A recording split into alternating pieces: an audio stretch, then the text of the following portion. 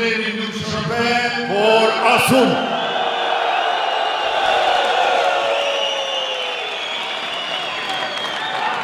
Dy qëllime, 4 subjekte, një fitore, mirë mbrëma Prizren.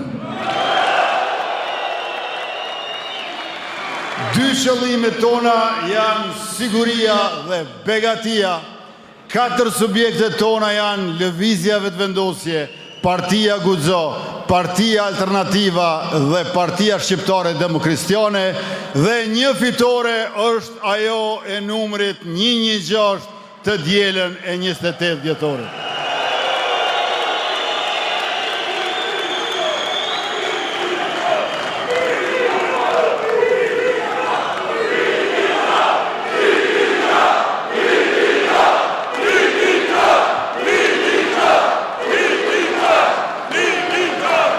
Mirë se ju gjej të gjithë dhe këtu, dhe mirë se e gjejmë njëri tjetrin në kryeqytetin politik të shqiptarëve dhe një nga kryeqendrat historike të popullit tonë. Prizreni të nderuar të pranishëm është një mozaik i multikulturalizmit dhe shoqërisë multietnike në Kosovë. E në lidhjen e Prizrenit me 1878 ka nisur të bëhet e zëshme, e organizuar dhe e fuqishme kërkesa për vetëvendosje. Këtu është hedhur gurthemeli i idesë së pavarësimit ton, i konformimit dhe i shtetëndërtimit. Në Prizren, shqiptarët përfundimisht nisën të mos lëshojnë prej kërkesave të tyre të drejta që afirmonin vullnetin e tyre politik dhe identitetin kombëtar. Andaj edhe ne në këto zgjedhje parlamentare u nisëm nga Prizreni ku prezantuam 110 kandidatët tonë për ta përfshirë gjithë Kosovën.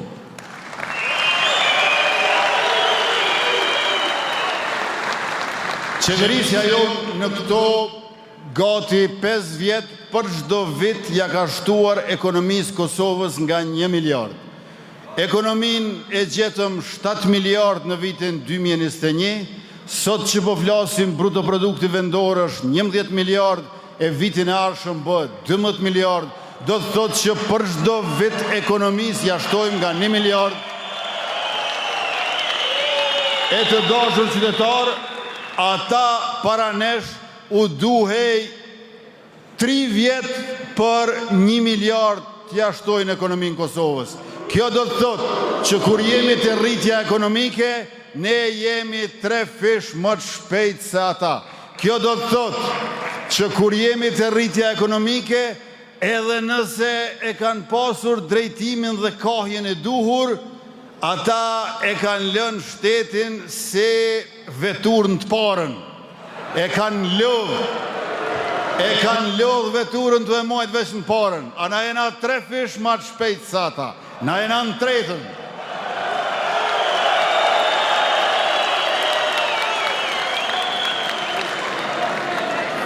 Me që është rritur ekonomia, është rritur edhe buxheti.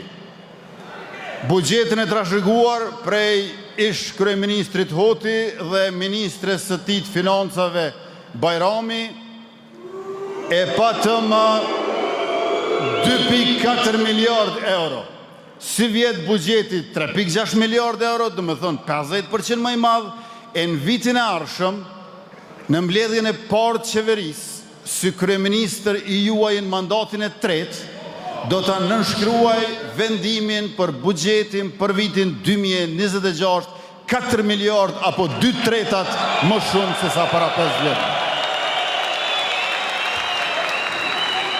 Dhe jo vetëm kaq, do të nënshkruaj edhe vendimin për ligjin e ri për çmime tavan, të cilin para më shumë se 2 vjetëve gjykata kushtetuese na e rrëzoi. Duhet ta rikthejmë tavanin për çmimet e produkteve bazë të gjësendeve elementare ushqimore, ashtu që shporta e konsumatorëve Prizrenas dhe në Kosovë anën ban të jetë e përballueshme. Vendimi i tretë do të jetë ai që mundëson që veteranët e ushtrisë shkrimtare të Kosovës, tash që procesi gjyqësor lidhur me listat e fryra të veteranëve po përmbyllet, të mos detyrohen të zgjedhin a duan punësim apo beneficion. Me ne do t'i kenë me fillimin e vitit të ardhshëm edhe beneficionin edhe punësimin.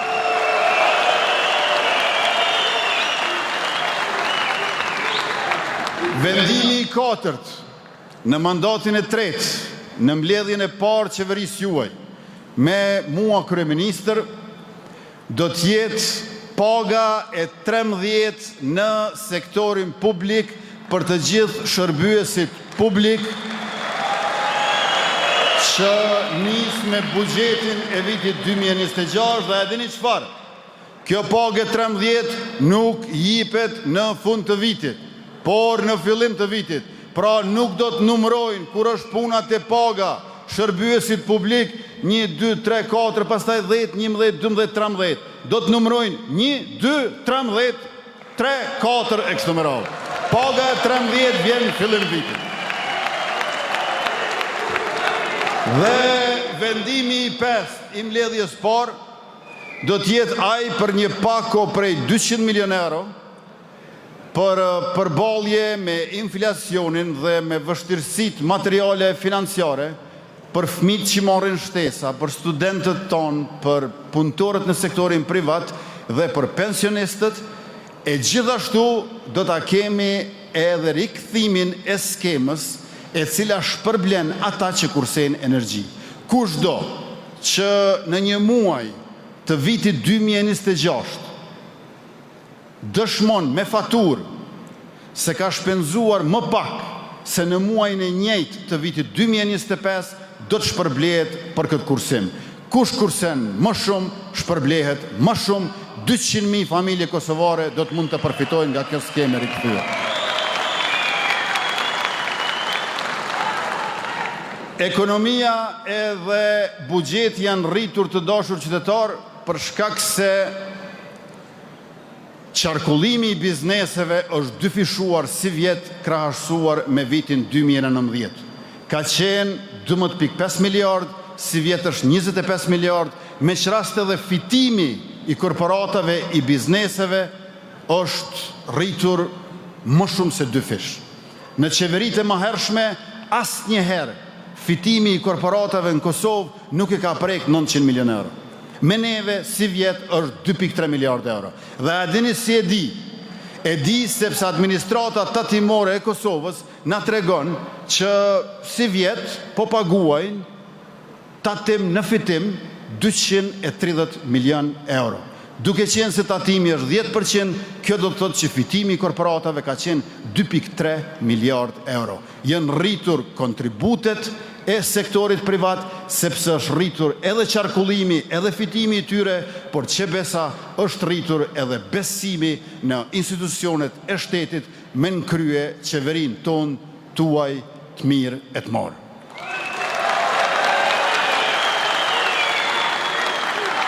E kjo rritje qarkullimit dhe fitimit bizneseve është reflektuar edhe në rritje të pagës mesatare, por edhe në rritje të punësimit në përgjithësi. Paga mesatare në fund të vitit 2024, krahasuar me 4 vjet më herët, është rritur për 57%. Bruto 57%, neto 50%. Kemi rritje të pagës mesatare për 4 vjet në sektorin privat. Ndërkaq në sektorin publik, ne kemi rritur buxhetin e gjithëmbarshëm të pagesave për 47%. Pra gati 50% janë rrit pagat në sektorin publik. Po jo vetëm kaq, është zvogluar dhe pabarazia. Raporti i pagave ka qenë 20-1. Ka pas pag 241 euro, edhe ka pas pag mbi 4.800 euro. Tash, prej 20-1 është 4-1. 5 fish është zvoglu pabarazia dhe raporti është 500 me 2.000 euro. Edhe kemi rrit pagat në mënyrë të përgjithshme në sektorin publik, edhe kemi zvoglu fort pabarazin për brenda këtij sektori.